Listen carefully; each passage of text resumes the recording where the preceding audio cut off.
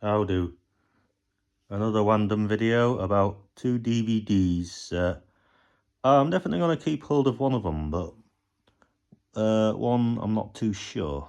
One is set in the countryside, one is set in London town, well, the city, the tubes in particular. Full uncut version. And yeah, you can see Christopher Lee Donald presents.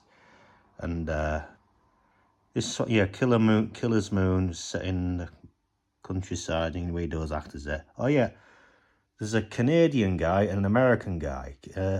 If that's a question, if anyone cares to answer, you can put in the comments, which one's in which. Is the Canadian or the American, which one's in the countryside? Yeah, maybe that's a hint there. And the city. Killer's Moon, yeah.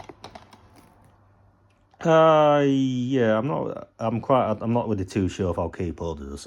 I found this a little bit too eccentric, really.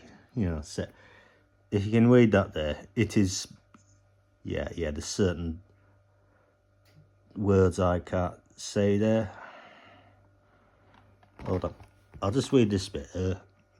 Takes some really nasty Clockwork Orange style violence and aims it squarely at a bunch of teenage girls in night dresses. Yeah, it's quite controversial to today's standard or whatever. This is. I found it like there's not really much of an introduction to the assailants. The guys dressed in white. The mental asylum guys, droogs and all that. And yeah, they targeted this 2 guys camping and this like schoolgirls. Yeah, the young people did sound very different back in the 70s. And yeah, it's just like these mad guys. They talk very whimsically, like Humpty Dumpty had a great fall and twinkle twinkle little star. Like sort of like quite hard to describe, really. Eccentric and sort of psychopathically crazy. And yeah, it's I wouldn't say it was that shocking, to be honest. I mean, there's some quite not very gentlemanly like scenes towards women, but nah, it's interesting. I mean, it seems a very classic atmosphere. Like the countryside accents were obviously quite different back then. It kind of sounds like 101 Dalmatians, the 1960s version. They all kind of spoke that way, and yeah, when they were going through Dinsford and things like that, Orris and Jasper. But yeah, there's British video nasty set in that Alan Wickenshaw. I think the director's actually from New Zealand, from what I looked up. So Deathline,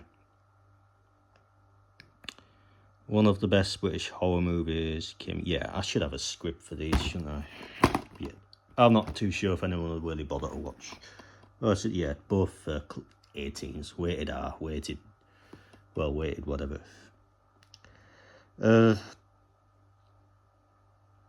You can read that there. Yeah, there was filming locations near Russell Square, parts around London, yeah. In the 70s, interesting atmosphere. I mean, very... Christopher Lee made a cameo in there, and it's hard to describe. Some very classic, when the detectives were in the pub, they used to, hello, old boy, tally ho, that was... I don't think they really talk like that now, in both films. London Old Town and, the England's Green and Pleasant Land. But I'd say this one, there's probably be another British film that will remind me of it.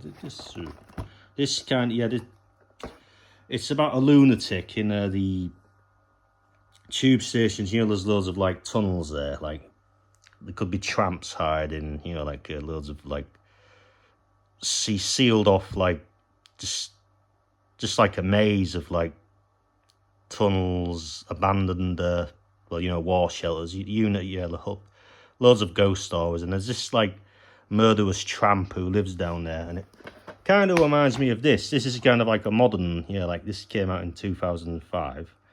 Is it Frank Capotna, that German lass that was in the Born Identity or whatever? It kind of reminds me of this, but this is more, yeah, updated. And yeah, that's... I'll have to make another video for that. So, which one should I keep? Should I keep them both? Or is one of them going to go to the Amigo? Because... probably this one, because it's got Christopher Lee in it. Right. Laters.